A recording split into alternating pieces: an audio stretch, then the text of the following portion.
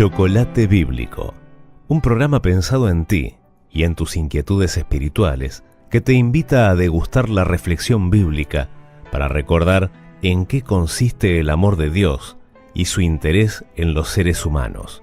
En la conducción de la doctora en teología Silvia Scholtus y la licenciada en teología Mari Bejar e invitados especiales. Chocolate Bíblico. Bienvenidos a este nuevo programa de Chocolate Bíblico. Es un gusto estar con ustedes. Quien les habla, Silvia Scholtus. Un placer saludarlos en este programa. Y también me acompañan, como siempre, Mari Bejar. Hola Mari, ¿cómo estás? ¿Cómo estás, Silvia? Muy bien. Un placer de poder seguir acompañándolos. Y tenemos como invitada a Estela Domínguez. Estela Domínguez. Estela. Que cariñosamente le decimos Estelita. Una alegría volver a estar con todos ustedes y con nuestra querida audiencia. Bueno, pero ¿qué tenemos para nuestro programa hoy? Va a estar sumamente interesante. Así que vamos a, como decís siempre, Silvia, vamos a la pausa. Y enseguida volvemos con un estudio sobre la declaración: este es mi hijo amado, en quien tengo placer, dice el Señor. Así que vamos a ver de qué se trata. Oh alma cansada y turbada, sin luz en la senda andarás. Al Salvador mira y vive, del mundo la luz es su faz. Fija tus ojos en Cristo, tan lleno de gracia y amor, y lo terrenal sin valor será a la luz del glorioso Jesús. De muerte a vida eterna te llama el Salvador fiel. En ti no domine el pecado, hay siempre victoria en él. Fija tus ojos en Cristo, tan lleno de gracia y amor, y lo terrenal sin valor será a la luz del glorioso Jesús,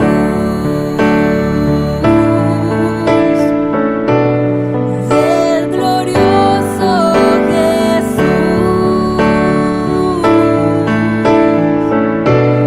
del glorioso Jesús,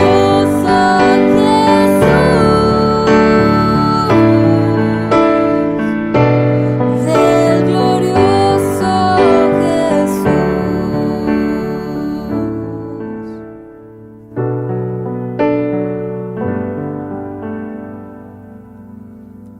Jamás faltará su promesa. Él dijo: contigo yo estoy. Al mundo perdido de pronto y anuncia la salvación hoy. Fija tus ojos en Cristo,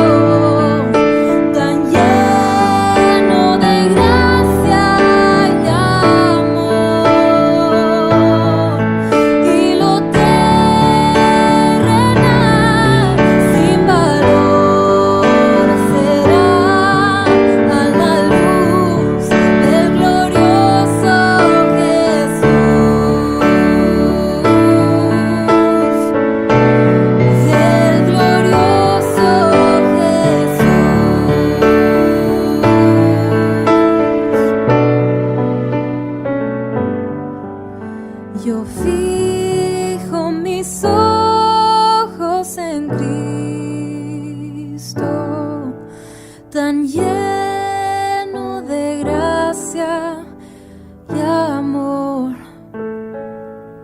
Ya lo terrenal no vale más a la luz del glorioso Jesús.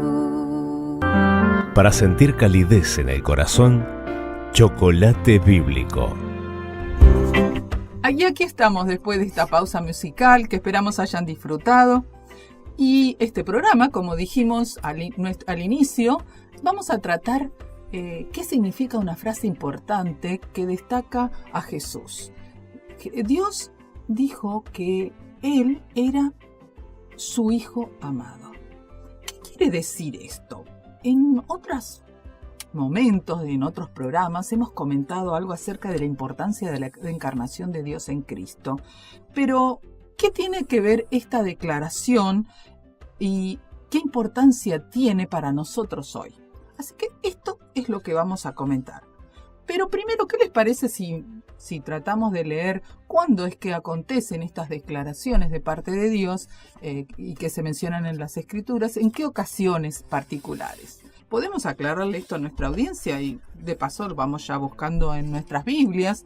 Los animo a que se vayan acercando al Evangelio de Mateo, el capítulo 3, el versículo 17, donde aparece por primera vez esta declaración.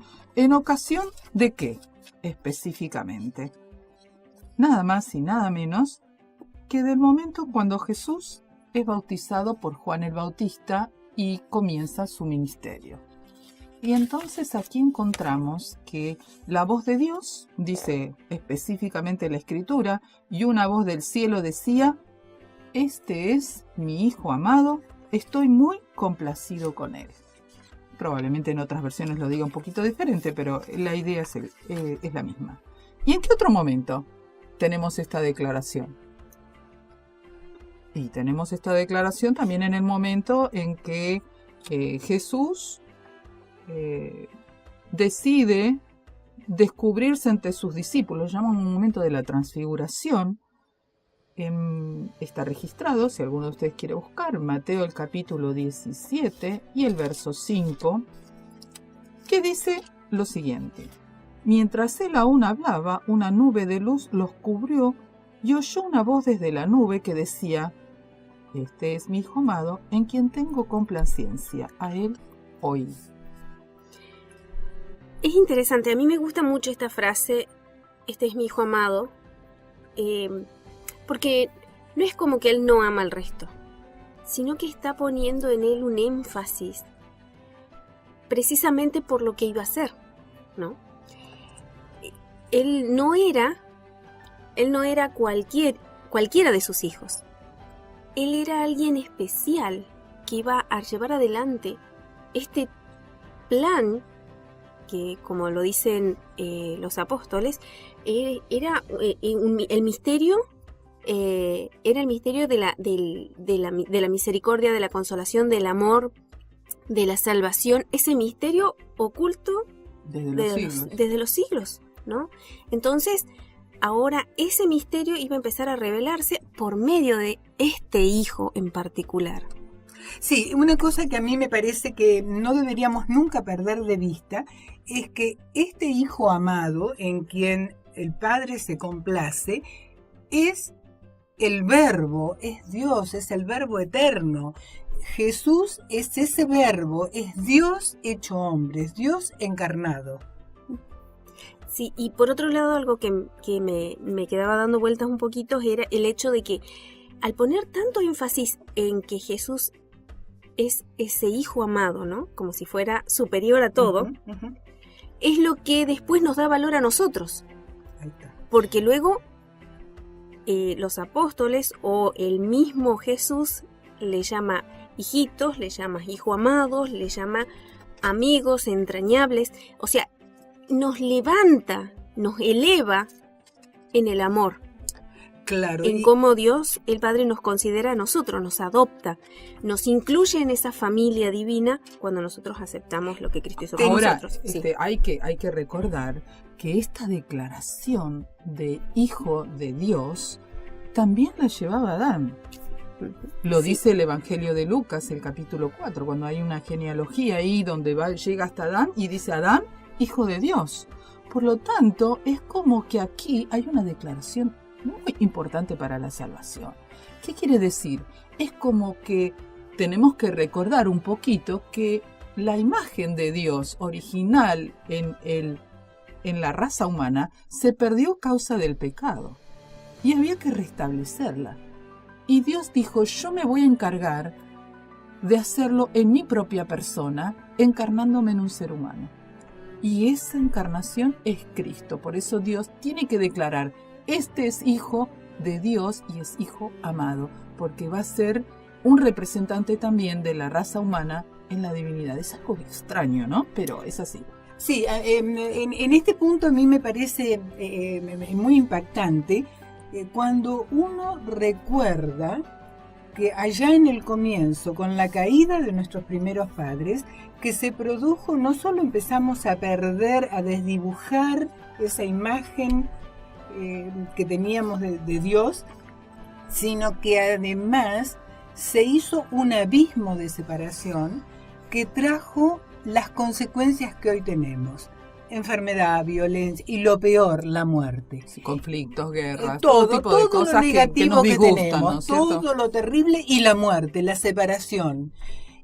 Y aquí el Padre tiene, Dios tiene un plan maravilloso de su amor infinito, que es Él mismo, en el Verbo, darse al ser humano, darse al mundo para venir a salvar, a restablecer esa unión original. Y ahí lo tenemos a Jesús, que es Dios hecho hombre.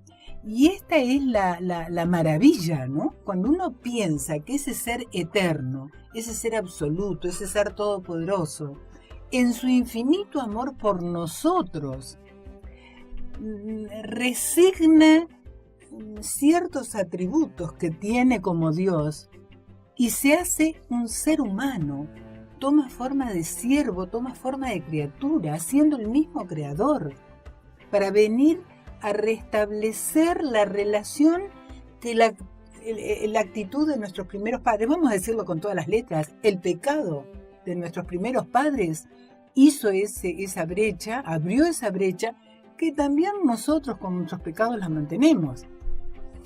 Pero yo creo que hay algo más importante que quizás podemos destacar para nuestros oyentes. Jesús, como bien dijiste, Estela, podríamos decir, se resignó momentáneamente algunos de sus atributos, ¿no es cierto?, hasta al venir aquí, hasta que estuviera plenamente, nuevamente restablecido su función como Dios plenamente en el cielo. Pero esto me dice a mí que a pesar de las debilidades del ser humano, de los errores, de los pecados, vamos a decirlo con todas las letras, sí, de los pecados, de su distanciamiento con Dios, Dios no abandonó a la humanidad. Y esto es la importancia de esta declaración. No la desechó como algo inservible, sino que dijo, yo amo y aprecio esta creación al punto que deseo llevarla sobre mí mismo. ¿Cómo puede ser eso? No lo entendemos, pero decimos, Dios mismo asumió en sí la naturaleza humana y esto es lo incomprensible. Por eso esta declaración es tan importante, porque entonces hay un quiebre no ya de la distancia, sino que hay un quiebre en decir, esto ya no existe más, ahora las cosas cambian. Y las cosas cambian para mejor, para el ser humano, obviamente, ¿no es cierto? Porque Dios nos está diciendo, ahora hay posibilidades de que la cosa vuelva a ser mejor. Cristo abrió entonces ese camino de comunicación más directa con Dios. Y esto es importante porque muchos piensan que a veces El pueden intermedio. existir, que Ujú. puede haber intermediarios, que hay cosas entre medio. No. La Biblia nos dice que ahora es un acceso directo. Directo. De hecho, en el libro de los Hechos de los Apóstoles, capítulo 4, versículo 12, dice que no tenemos otro mediador sino Jesucristo. Jesucristo, y lo dice, lo remarca, Jesucristo hombre, o sea, aquel que siendo Dios se hizo hombre, ¿no? Y este mediador es único, no hay otro. No hay otro mediador entre Dios y los hombres, sino Jesucristo hombre. Y no, perdón. Sí, perdón. No, y no podría verlo, porque un mediador es alguien que está en el medio de dos partes a unir. Y el único ser que puede participar, que participa. Es decir, que reúne las características. Claro, que reúne, que es absolutamente Dios, y en esto podemos decir participa de la naturaleza del Padre, y también es plenamente hombre, y aquí está junto a nosotros. Es el único que puede estar como puente, como intermediario, como mediador, el único que está en el medio. Así que podemos decir que con que digamos la frasecita, Dios, existes, ayúdame, estamos diciéndole a Jesús, te habilito para que me respondas. Nada más. Eso Aún hace con el falta. pensamiento, aunque Solo no lo con el verbalicemos. pensamiento, aunque no lo verbalicemos. Dios está dispuesto ahora, por Cristo, a escucharnos. Pero, ¿qué les parece si vamos a una pausa musical y enseguida seguimos reflexionando sobre lo que eso realmente, concretamente, significa para nosotros?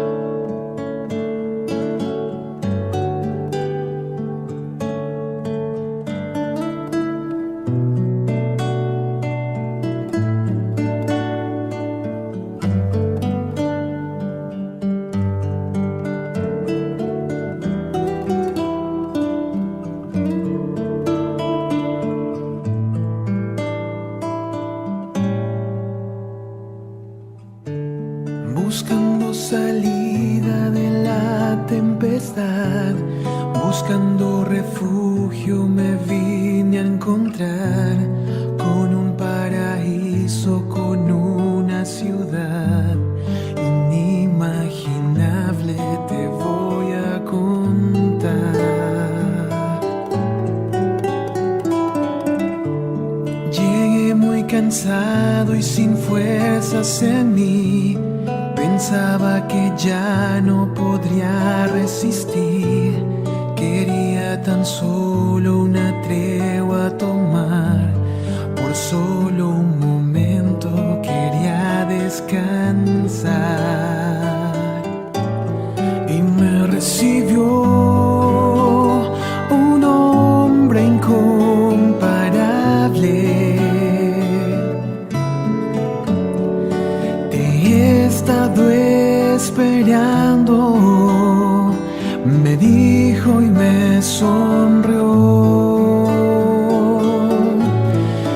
y me llevó a un río cristalino, y en él lavó las heridas que el camino me causó, y me alimentó del árbol de la vida, y puso en mis espaldas un manto de perdón. Te puedes quedar, me dijo, si deseas, es para ti lo que miras, con mi sangre lo compré. Y entonces pude ver las heridas en sus manos y sus pies, que por mí sufrió.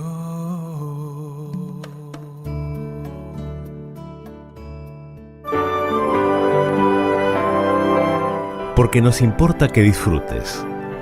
Chocolate Bíblico.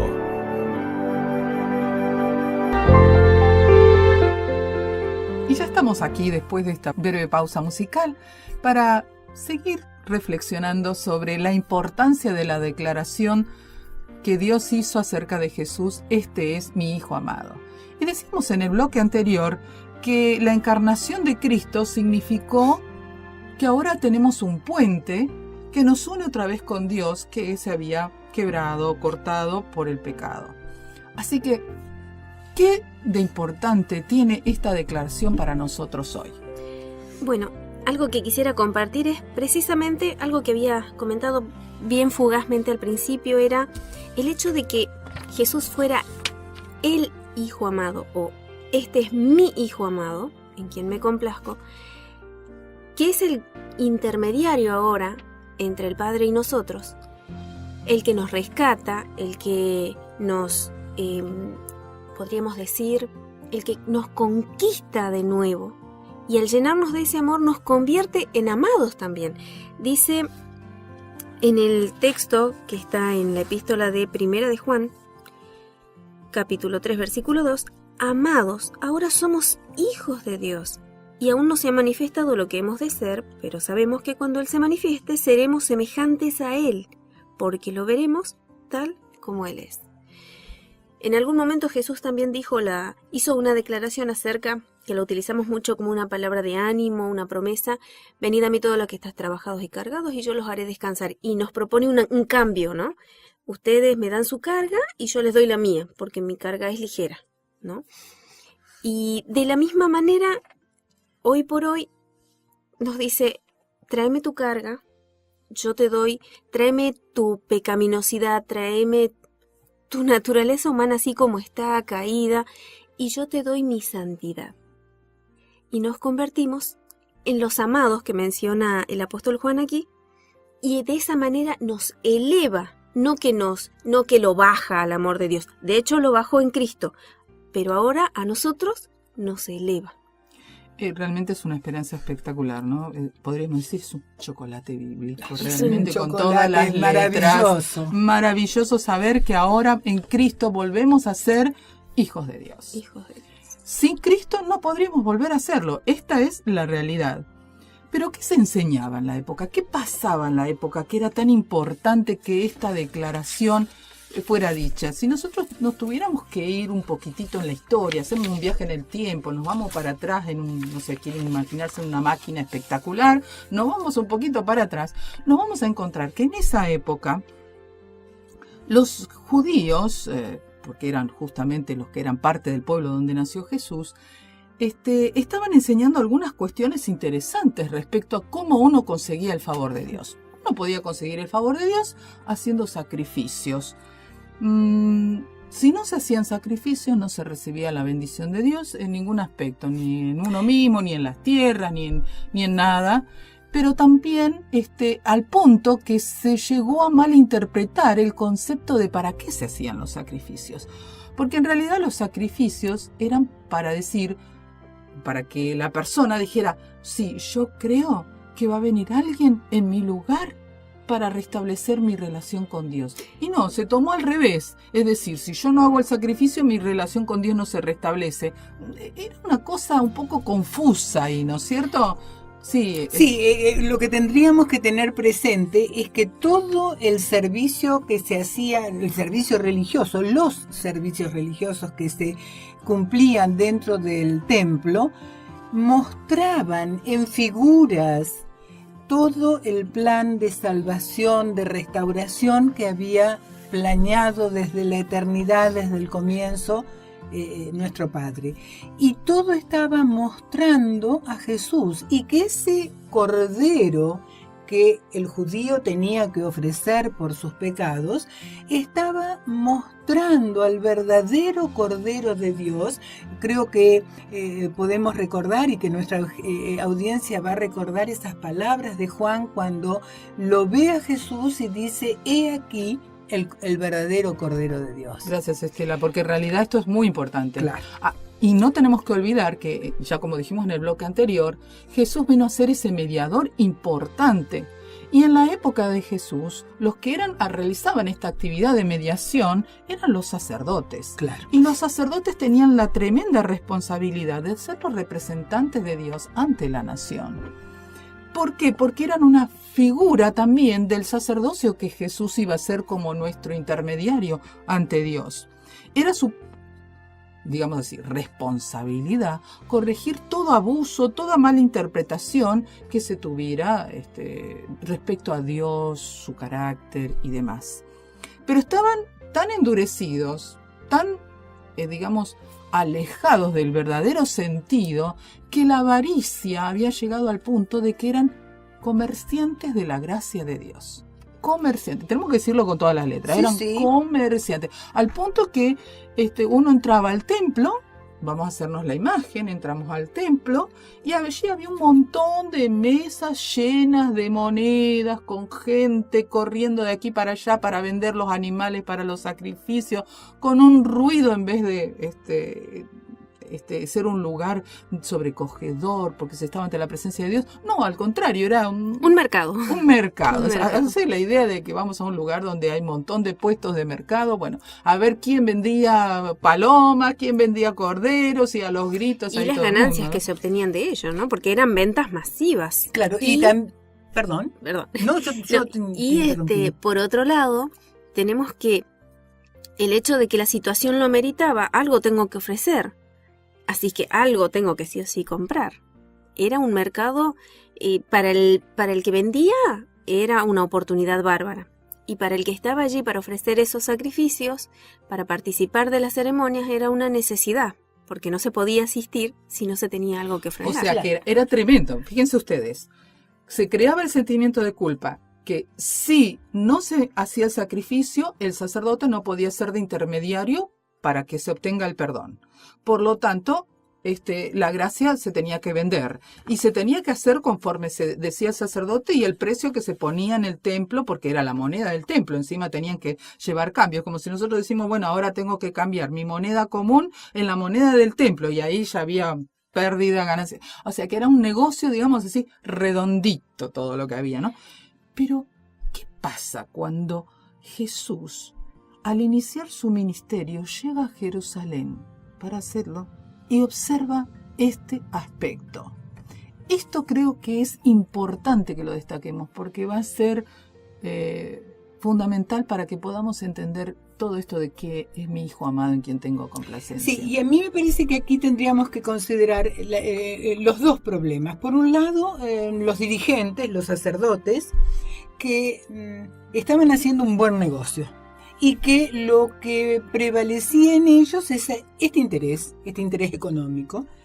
Y bueno, ahí estaban haciendo sus ventas. Y por otro lado, el creyente, la persona común, que se acercaba a ofrecer ese sacrificio, pero no entendiendo, ni mirando, ni considerando qué es lo que estaba haciendo realmente. Claro, porque no recibía explicaciones de ningún Claro. tipo.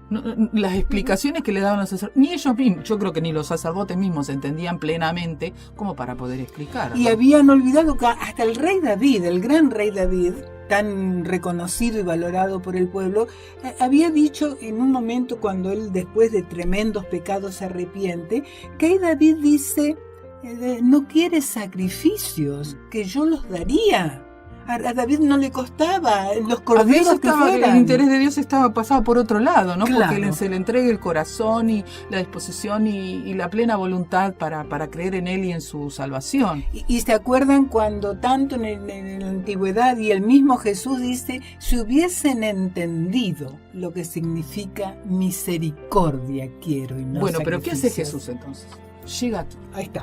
y ve a todos estos creyentes, como vos decís, dolidos algunos de ellos porque no tenían el dinero necesario para comprar ni el más pequeño de los sacrificios. Veía todo este comercio, esta falta de entendimiento acerca de el simbolismo que implicaban todos los rituales del templo, y hace algo que a nosotros, diríamos, nos descoloca. Primero, deja oír su voz como de un mando particular que provoca un silencio total en un ambiente como ese. Así que ustedes imagínense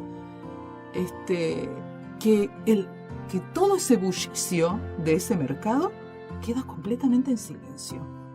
Agarra un látigo y empieza a volcar las mesas de los cambistas y también a echar a los animales. A liberar a los animales. Liberar a los animales. Ujú. ¿Qué estaba diciendo con esto? Que la gente no estaba entendiendo el valor simbólico de lo que estaba pasando. Una de las cosas que siempre llama mi atención al releer las páginas de estos sucesos, ¿no? Es que nosotros vemos en un Antiguo Testamento muchas personas han asegurado que en el Antiguo Testamento no hay fe, no hay amor, es un Dios de ira. Hacen esa diferencia, ¿no? Notablemente entre la presencia de Jesús como la manifestación plena de Dios, el amor, y es correcto, pero por otro lado, como que le quitan esa motivación de Dios de hacer las cosas por amor en el Antiguo Testamento. En realidad, en el Antiguo Testamento, aunque la situación del pueblo era distinta, la cultura con el tiempo, nosotros sabemos que con los siglos, con las décadas van cambiando, Dios siempre mostró amor, Dios siempre mostró esa iniciativa, y que con Jesús fue mayor, eso sí es cierto. Ahora, esa fe que necesitaba la gente y por medio de la cual debía canalizar estos acontecimientos, este tipo de sacrificios, festividades, era lo que se había perdido precisamente porque los dirigentes habían encaminado bastante erróneamente los conceptos para alcanzar la salvación, por ejemplo, el perdón y lo demás, ¿no? Así que nos encontramos aquí con que la fe fue consumida por un mal concepto y una mala práctica de aquellos símbolos que representaban a Cristo. Bueno, ¿y qué representó este acto de Jesús? Él dijo, quitad esto de aquí y no hagáis de la casa de mi padre casa de mercado. Así que vamos a ver qué significó esto en el próximo bloque. Vamos a una pausa musical.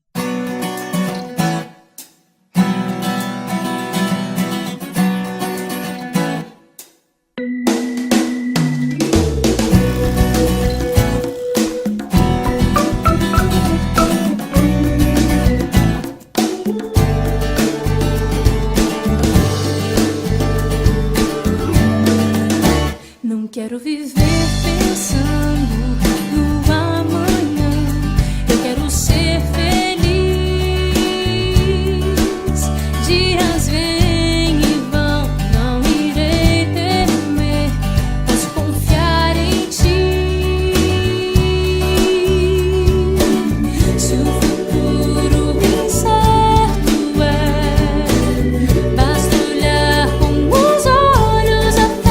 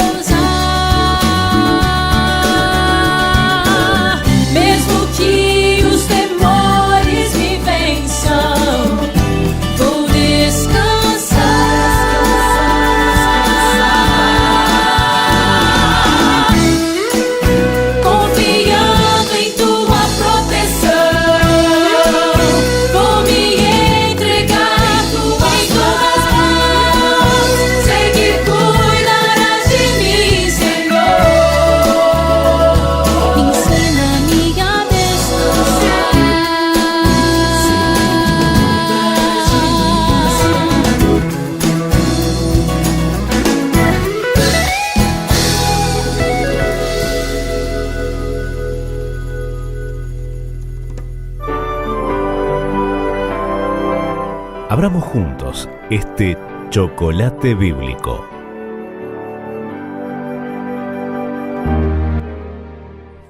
Hola amigos, aquí estamos después de esta pausa y dispuestos a seguir con nuestras reflexiones importantes del día de hoy. Porque realmente es importante esto de entender la frase de Dios hacia Jesús: este es mi Hijo amado.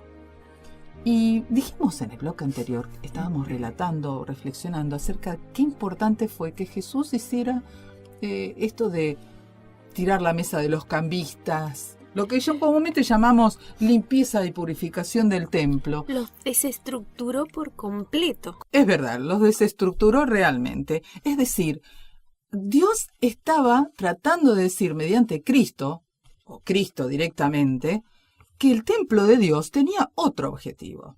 ¿Y cuál era ese objetivo grandioso del templo de Dios? El objetivo de ese templo era mostrar que Dios había dicho que era un lugar donde Él deseaba estar con los seres humanos.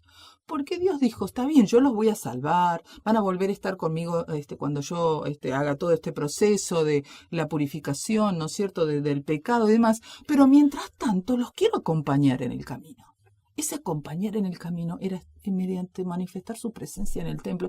Y esto era muy interesante. Voy a morar con ustedes. Sí, por ¿no? eso era tan importante para los que entendían realmente espiritualmente lo que significaba ir al templo, porque era decir, voy al lugar donde Dios se digna morar en medio de nosotros. Era un concepto muy interesante que igualmente que hoy no lo tenemos, porque aunque Dios promete estar con nosotros, es diferente, ¿no? Pero allí estaba lo que los judíos llamaban la Shekinah, lo que en el Antiguo Testamento se interpreta como la presencia de Dios mismo allí en un espacio específico del templo de Dios. Así que Cristo hiciera esto era una indicación de que Dios había que revisar las razones por las que se estaba en el templo, que el templo no era un lugar para hacer comercio de la gracia de Dios. Se habían cambiado las normas, ¿no? Las políticas del manejo del templo, del servicio del templo y también los propósitos con los que estas personas estaban dirigiendo los servicios. Es decir, habían omitido, habían dejado totalmente de lado el encuentro que Dios quería y quiere tener con cada uno de los creyentes. Sí, y creo que esto es algo que nos debe sumir un poquitito en una reflexión profunda, porque el hecho de que los religiosos de la época no hayan comprendido plenamente, los dirigentes me refiero, ¿no es cierto?, plenamente este hecho, sobre todo los que estaban en las más altas posiciones en cuanto a líderes religiosos, no hayan mostrado realmente al pueblo cuál era la función real del templo, quería decir que había mucha ignorancia respecto a Dios y su carácter y lo que realmente quiere para nosotros. Y esto es triste, porque también nos pasa hoy. ¿Qué pasa hoy cuando nosotros tenemos que ir a un lugar en donde se nos dice, bueno, pero para poder tener la gracia de Dios tenés que comprar esto, ponerte aquello, hacer esto otro? Y Dios dice, no es así. Jesús vino a decirnos, no. La gracia de Dios es gratuita para todos. Yo no tengo que comprar ningún elemento, ningún nada para ponerme encima o buscar a algún intermediario fuera de incluso ahora Dios mismo o Cristo mismo. Por lo tanto, es muy triste ver que a veces tenemos a nuestro alrededor personas que piensan o confundidas que deben hacer algo o comprar algo para poder tener la gracia de Dios. Es decir, a ver si entendí bien el concepto, lo que Dios está demandando de cada uno de nosotros no son cosas que le llevemos, sino nuestro corazón. Ese es exactamente el punto que queremos dejar bien en claro. ¿No y es cierto? Un chocolate. Ese es un chocolate. Es un chocolate. Chocolate bíblico, tal cual. Es decir, aquí se nos está dando una idea importantísima de la gracia de Dios.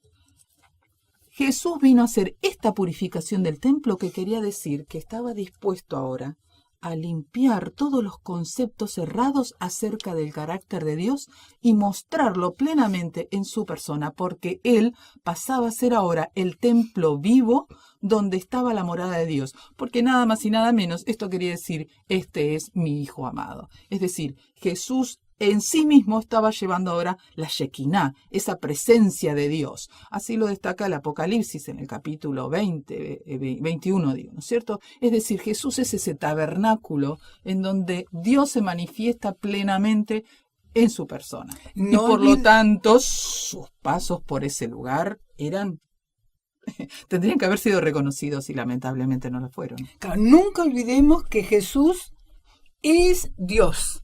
Es hombre, es un ser humano, plenamente humano, pero que es Dios hecho hombre. Y nunca dejó ni puede dejar de ser Dios. En él habitaba la plenitud de la divinidad. Y hay algunas cosas interesantes que creo que tenemos que rescatar de todo esto aquí. Porque todo esto también tiene otro simbolismo que es importante que veamos, pero lo vamos a hacer en el siguiente bloque.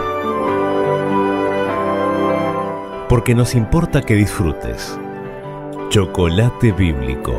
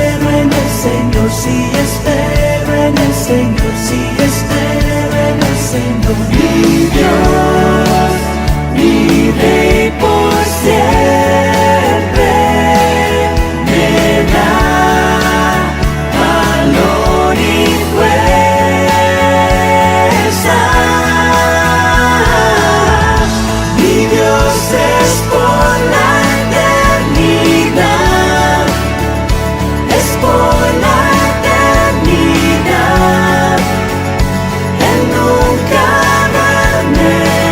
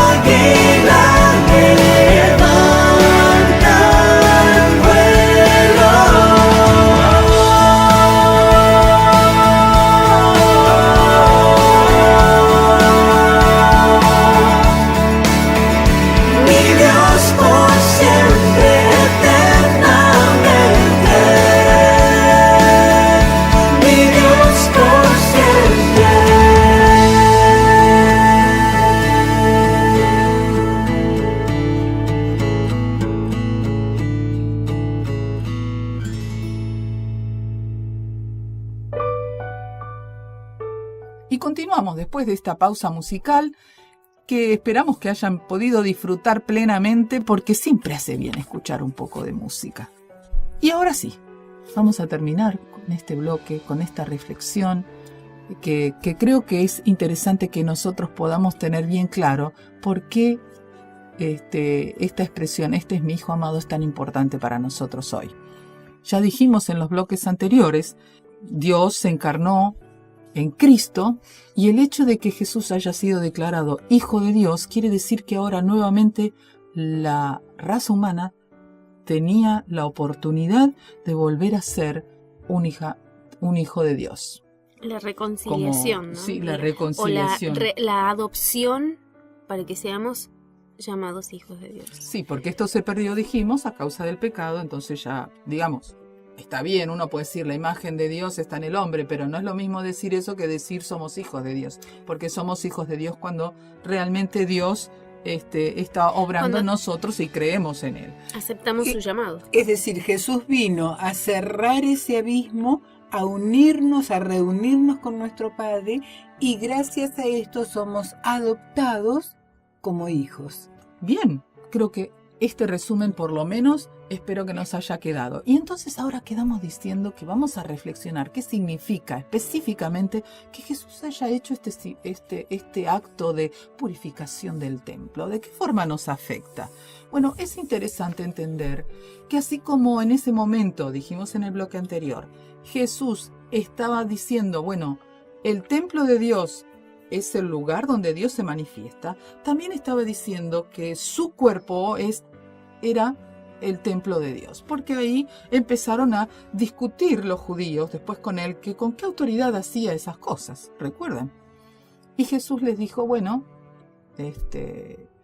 ustedes, se entró en un diálogo allí y finalmente él dijo que si querían podían destruir ese templo y él se iba a encargar de levantarlo en poco tiempo, y se burlaron de él, ¿no? Pero él estaba haciendo referencia, dice el apóstol Juan, al templo de su cuerpo, que era él el representante ahora en su propio cuerpo de la divinidad, de la presencia de la divinidad entre los hombres.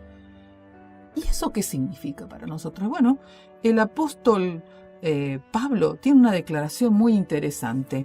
Lo dice en 1 de Corintios, el capítulo 3, los versos 16 y 17. Dice así: ¿no saben que son templo de Dios y que el Espíritu de Dios mora en ustedes? Si alguno violar el templo de Dios, Dios lo destruirá, porque el templo de Dios, el cual son ustedes, santo es. ¡Wow! Impresionante. ¿Quién puede decir yo soy un templo para Dios? Esto nos cambia un montón nuestra percepción acerca de nuestra responsabilidad como creyentes. De nuestro propio ser, ¿no? Y de nuestro propio porque ser. Eso de que yo hago con mi vida lo que quiero, con mi salud, con con todo lo que es mío. Todas tus decisiones. Exacto, todas mis decisiones, en especial las que van con respecto a mi propia vida, yo soy dueña. Y ahora también ahí el otro ser humano cobra una importancia incalculable, porque tengo que tener presente que mi prójimo también es templo de Dios. Eso que no nos quepa dudas. Aquel otro que está creyendo en Cristo y que está recibiendo la influencia del Espíritu de Dios se transforma también en un templo vivo para Dios. Y esto lo deja bien en claro aquí el apóstol Pablo. Solo Cristo entonces es quien puede purificar este templo que somos nosotros. Y eso es el simbolismo que podemos rescatar también, el mensaje, más que simbolismo, el mensaje, ¿no es cierto?, que Jesús dejó a través de esta purificación del templo. Así como Él dijo, hay cosas que hay que limpiar acá y no pueden estar para que la presencia de Dios se manifieste, lo mismo pasa en nuestras vidas. Sí, creo que la mayoría de nosotros hemos pretendido en algún momento luchar contra nosotros mismos, contra nuestras malas tendencias, contra nuestro pecado, nuestros pecados, y todos inexorablemente concluimos en un fracaso. Y la solución es permitir nuevamente que Jesús entre, haga morada en nuestro interior y a través de su Santo Espíritu, Él sea quien nos transforme. Me gusta eso que dijiste, Estela, porque en realidad lo que Dios no hace es forzar la entrada a nuestra Bien. persona. Él nos invita. El Apocalipsis dice, Apocalipsis 3:20, Dice lo siguiente: He aquí, yo estoy ante la puerta y llamo. Si alguno oye mi voz y abre la puerta, entraré. es decir, Jesús no fuerza la entrada, es una invitación. Qué interesante que Dios nos respete hasta ese punto, ¿no? Nos respeta hasta el punto de decir, si quieres, te limpio. Si quieres, te transformo. Nos hizo libres y respeta esa libertad hasta el final. Pero ¿esto le gustó de paso a la gente de la época? Digámoslo, mejor dicho, vamos a decirlo como corresponde. ¿Esto le gustó a los líderes? En que estuvieron- absoluto, para nada les Les gustó. terminaba el negocio. Obviamente. Por un Y lado, creo que hoy le pasa eso a hoy muchos. pasaría ¿eh? lo- hoy también pasaría, no pasa muy diferente. ¿Por qué? Porque tenemos en aquella oportunidad, bueno, la gente para poder disfrutar, para poder recibir la gracia de Dios, ¿qué tenía que hacer? Viajar desde los extremos del país para poder estar en el templo, para poder ofrecer esos sacrificios y ser por consiguiente aceptos por Dios. Ahora Jesús nos presenta otra cosa.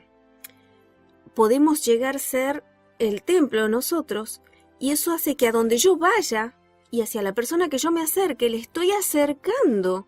De alguna manera, Dios se acerca a través mío hacia esa persona, y la puede atraer y la puede conquistar, de acuerdo a mi testimonio, ¿no? De acuerdo a mi actitud, a lo consecuente que yo sea con la fe que digo, que vivo. Entonces, hoy por hoy tenemos también podríamos decir, ese desafío, o los líderes presentan ese desafío. Porque Jesús, si bien tenemos, por un lado, que debemos congregarnos, porque es un concepto y un consejo sabio, allí aprendemos cosas que no aprenderíamos aislados. En especial con respecto a la conducta hacia mi prójimo, mi carácter y todo aquello que Dios quiere mejorar. Pero por otro lado tenemos la otra realidad. ¿Qué pasa con aquel que está postrado? Jesús se acerca a él. No necesariamente ese postrado tiene que venir obligadamente a la iglesia, porque si no, no recibe la presencia de Dios. Estos son conceptos valiosos, ¿eh?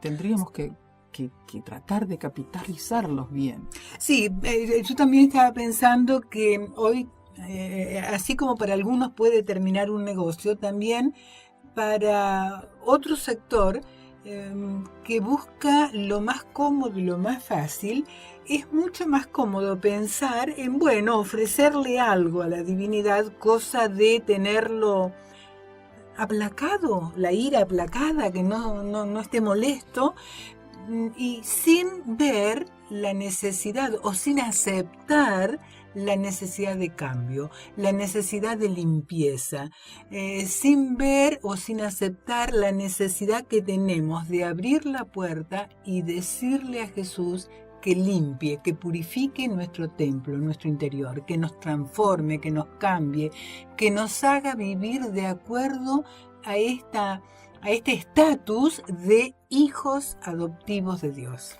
Ahora, Cristo, es interesante que nos dice el relato que con su muerte fue terminando con todo este sistema de rituales y demás.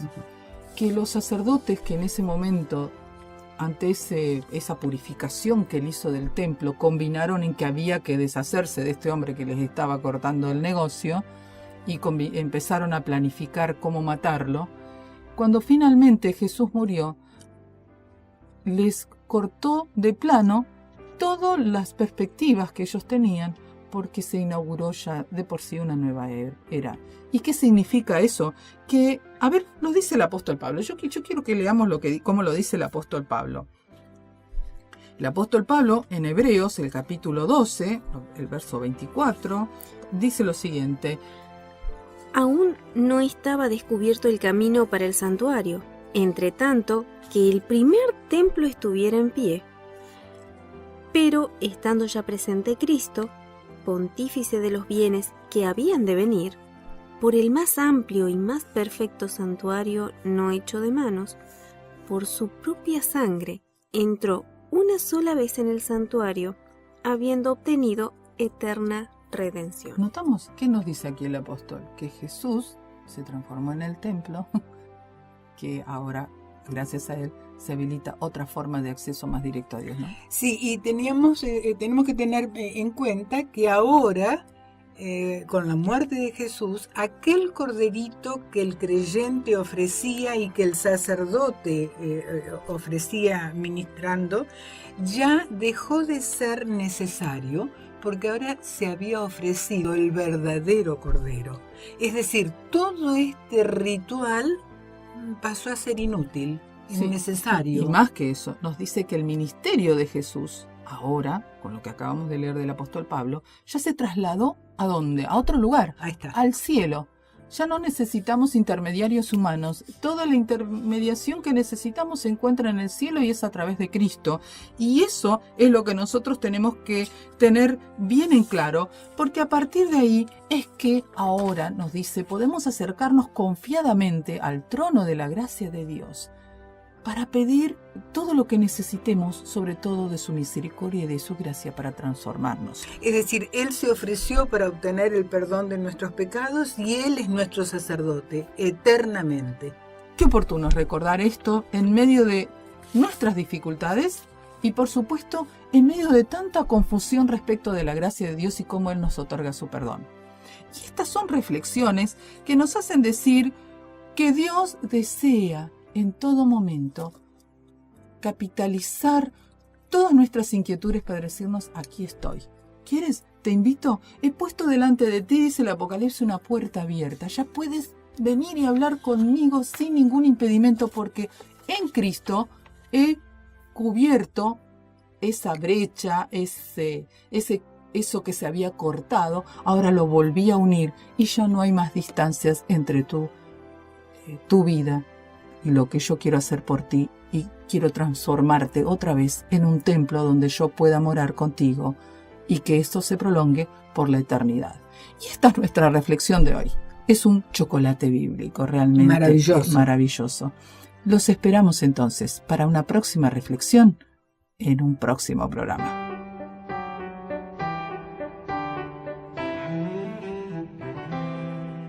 Esto fue Chocolate Bíblico, un espacio de reflexión para sentirte bien y pensar cómo Jesús puede ayudarnos en nuestro diario vivir.